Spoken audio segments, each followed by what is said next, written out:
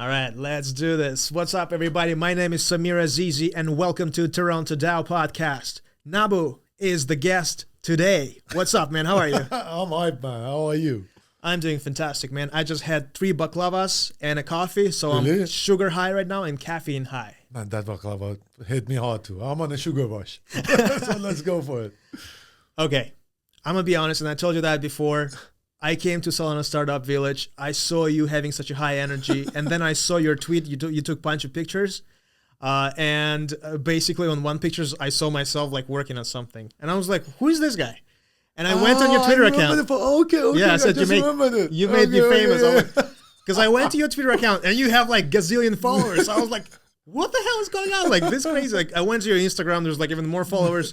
It's just like ridiculous. So. It's the first time I'm talking to such a huge influencer, KOL, personality, and you're in crypto, you're working with Ledger, and it's just like, wow. And that's why I kind of came up to you yesterday. It's like, bro, you don't know me, but I feel like we have to chat a little bit on camera. Now we're knowing each other, my brother. So we're cool. So I wanted to learn a little bit more about you. Like, how did you get into this industry, and how did you become so famous?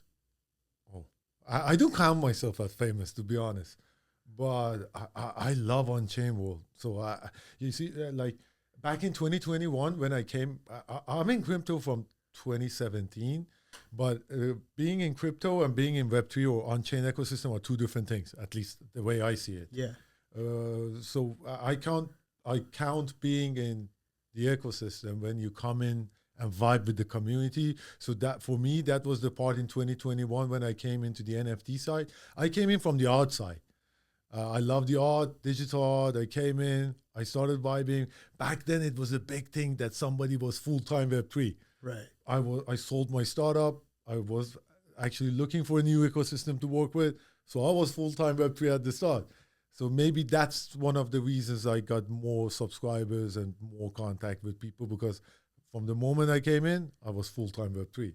And you have proof of work. I mean, you sold your startup. Like, how is that? What kind of startup was that? Oh, man, I think that was something big for me, because my startup was in one of the most sanctioned countries, one of the most shittiest currency on what. It was in Iran. It's super hard to sell a startup company for e-commerce website in a country that is sanctioned. The currency is down. Right. But I sold it for $1 million, so that was a big step. Holy smokes! We had 3 million users, 40K daily visits, 3K. So what was the app like? What did you do? It was similar to Groupon. We Nice. did the same concept for Iran. It popped off, and it was good. But since the country was sanctioned and we didn't have that global reach, Right. I wanted to come to a market that is open. Yeah. I got introduced to Web3. That's the beauty of Web3. But it's kind of funny because the country is such a closed country. Do you think like it kind of allowed your startup to thrive and kind of like do that customer acquisition, become like more of like a monopolize that whole? Beautiful point. We saw the sanction as an opportunity, that because it's sanctioned, we can see what's popping up in the other sides of the world, especially US. We can copy the same concept, because Groupon was the biggest player back then. They cannot come to sanctioned countries. So it opens up a gap for people like us to copy the same model there. That's smart. Honestly, like I feel like everyone should take advantage of that if they find themselves in a country like that. True. And there are several countries like this right now in the world. Yeah. I know my friends are doing the same thing. Right. And so Web3, how did you get into Web3? Like, what was your first step, I guess? Did you have to leave your country for that? And what was exactly, because in a sanctioned country, everything is closed. You cannot. As soon as I sold out 2 NFT collections. The second one, that you know about NFTs, the whole moment is the moment that you start the mint. That's the whole momentum that you have. If that's ruined, the whole collection won't sell out. The moment we started selling our collection that we worked so hard for, I was back in Iran. I was visiting family and stuff. I logged in. My VPN got disconnected. Oh, okay. OpenSea brought down the whole collection. Wow. We cried. Oh We my God. cried. We sold 2022 NFTs one by one with no momentum. What does that mean for an NFT holder who like finds himself or themselves? Oh, they will think you rogged because they buy it back then in 2021. Everybody was buying on OpenSea. There were no much OTC and stuff. You were going to OpenSea, buy your NFT. Even when you wanted to check your NFT, you would have checked your profile on OpenSea. So when OpenSea removes the collection, the whole thing is removed from your wallet. It's in your wallet, but you can't see it. So people will think that you have rogged them and something fishy is happening. That's horrible. What went through your mind when this happened? We literally cried because that was 5 months of day and night, no sleep, work, like networking, collabing with so many legit people. I went to so many big communities back then, and OpenSea removed us. It was a very bad shit show. You probably got a lot of like, threats or shit talk from like community and all of that. A lot. We worked our asses off to deliver more than what we promised to keep our status, our credit up high.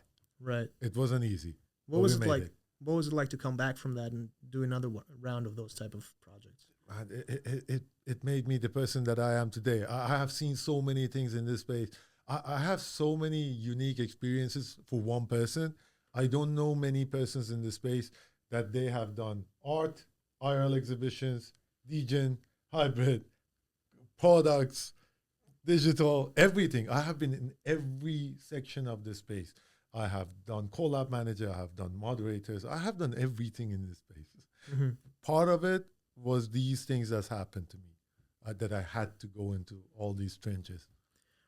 Why do you think so many people resonated with you and just like subscribed and followed you? Like, what do you think caused that? I don't know, maybe they get the feeling that I don't lie. What I say is what I think, and I don't want to profit out of people. Maybe that's the reason. So like, yeah, you're like considered a KOL at this point. Do you get, because I'm in this business too, and I'm the guy who approaches KOLs and asks them to work for them or something like that. I'm the type of guy who does that for projects. But like, you probably have a lot of BDs type of like knocking your doors and asking you to shill for their project. Is that true? Lord. How do you deal with that? Like, I mean, they're probably offering you so much money. I don't. I only work with projects that are vetted from Coinbase, from Ledger, only legit people. I never do memes, no meme coin. I don't have anything against meme coins. The thing is, the risk is so high when you have built a brand for yourself and a trust in your audience. When you go for the meme coins, at the end of the day, it's risk. As much as we say you don't cry at a casino, people will cry, and you will be the person responsible for their cries. Right. I don't want people to cry, so I don't touch it. Yeah, and it's like, I mean, you're mentioning this brands like Ledger and Base, and obviously you're working with them right now. How did that kind of partnership came to be? I mean, those are two different partners that you have, but let's start, I guess, with Ledger. I mean, they are a giant company, like one of the most important companies, I would say, in the industry that provides that safety and, kind of educates people on like, hey, like you actually have to have cold storage and stuff like that. How did this come to be? And was that like did they come to you? Did you offer them your services? What was that about? Oh, they don't come to you. That's how big brands do. They don't come to you. You should put yourself out there so much and start. That's what we say. We say on-chain rewards people who show up every day. Showing up every day and being consistent about it is the first part. Second part is to be smart about it and to how to put yourself in the eyes of right people. If you go and reply every day to Ledger, that's the thing that you should do, but that won't get you to do stuff with them. Mm-hmm. If you want to do something special, you should put it in time, see what are they vouching for, what are they aiming for, and try to add value on what they're doing. Then go with a solid proposal that I can deliver this extra service for you. I can deliver this added value to what you guys are vouching or aiming for. At least that worked for me. Can you kind of like dive into detail? Like, what do you exactly like work on with Ledger? Like, what's your day-to-day look like with them? Like, I guess what is, because you're right now in Toronto, you're doing an amazing job here at Solana Startup Village. You kind of like got everyone's attention. You're dominating the walking app that we're doing right now. You're number one. You're like, I can already see that you're a killer. You know what I mean? And on top of that, you told me about the startup that you exited and all of that. And it looks like when I approached you, you were like coding with some guy. Like, so you're not just a marketing guy, you also like know code. Is that true? That was the only part I didn't have in my resume because I didn't know how to code. Thanks to AI, now we can vibe code. Now you're a vibe coder. I'm a vibe coder. But let's get back to Ledger. Like, what's it like to work with them right now? Man, I have worked with so many legit companies during this time. So many. All of them top-notch names. I've never seen a team like Ledger because they're so nice. They're such nice people. I mean, you're giving out $800 ledgers every day. Man, they are nice.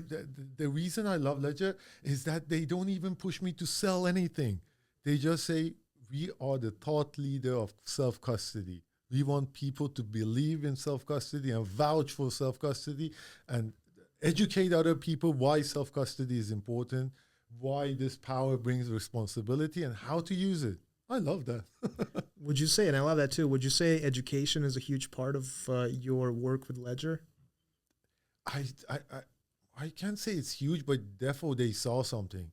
That maybe this guy is the person that can educate at least the network that he has around him to know better why we are saying centralized exchanges are not the place to keep your funds. Keeping funds has its own ethics, and learn about it. So, I mean, you're here right now during the Consensus Week. You're here at this Startup Village by Solana in Toronto. Do you go to conferences a lot? Do you like travel around the world a lot because of that? I hate planes. Okay. I hate traveling. I came here by ship, which is impossible, but sure. The funny part is I didn't want to come here. I was invited to an NFT exhibition, art exhibition with Superware. I didn't want to come. I was living in Istanbul. I went out. I got so much drunk. I started driving, very drunk. Oh my God. Hit my car into the wall. Don't do that at home. Don't do that at home at all. I hit my car to the wall. I left it there. Came to the airport. Got a ticket.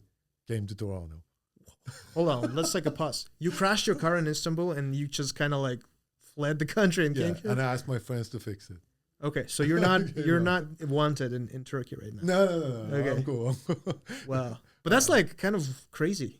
Yeah, I was like, okay, I have to change place. This city is enough. Let me go to a new city. But when I go to a new city, I stay there. I don't travel. Wow. But like you hate traveling, but do you still travel a lot or? No, not at all. No. So, okay, so tell me about Toronto then. I guess it's your first time here? Man, I am, everybody says that Toronto is so cold, like the weather is hot. First of all, it is cold. It is cold, but the people here are so cool. And you see everybody is super friendly. Web3 scene is awesome. People want to push each other forward, help each other. You just saw me. Yeah. I saw that person like literally 5 minutes ago. He was helping me, top-notch hints. Yeah, high quality stuff here. Like I'm seeing people collaborating, giving each other like advice and doing like workshops and the Q&A sessions. It's pretty cool. It's pretty cool. That's what I expect from a IRL stuff. Yeah, 100%. Vibing, finding new friends, chatting. That's why we love Web3. Do you have like a plan about Toronto? Do you have like places you want to visit, like or something like, okay, I want to hit this party, this rooftop party, go to this hookah bar, get this restaurant, or like hang out with, or is you kind of play it by ear right now? No, I go out a lot. That's why I don't sleep. That's why I always have glasses. Shit, okay. My eyes are boom. Okay. But I have to be here for like 5 years. I have always 5 years checkpoints for each city. Okay. I go 5 years.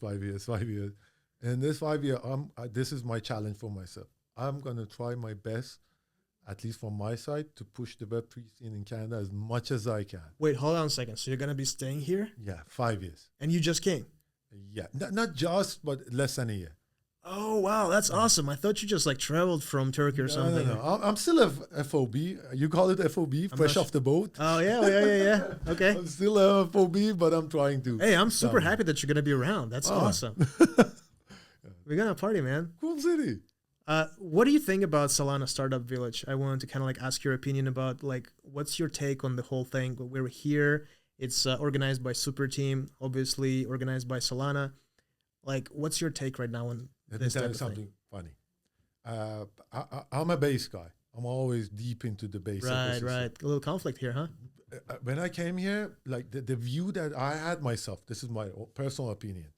When you talk about Solana and CTE, people are savage on the Solana side. In what sense? You see the toppest grifters, drifters, people on Sol. At the same time, when I came here, I saw the dopest, friendliest, best builders, dopest people here, right here in the startup village, and they are all on Sol. So I realized that I am a stupid, biased person, that even when I'm in Web3, I am having a biased approach. That's not going to work. And after all this, at the end of the day, we all have to be multi-chain.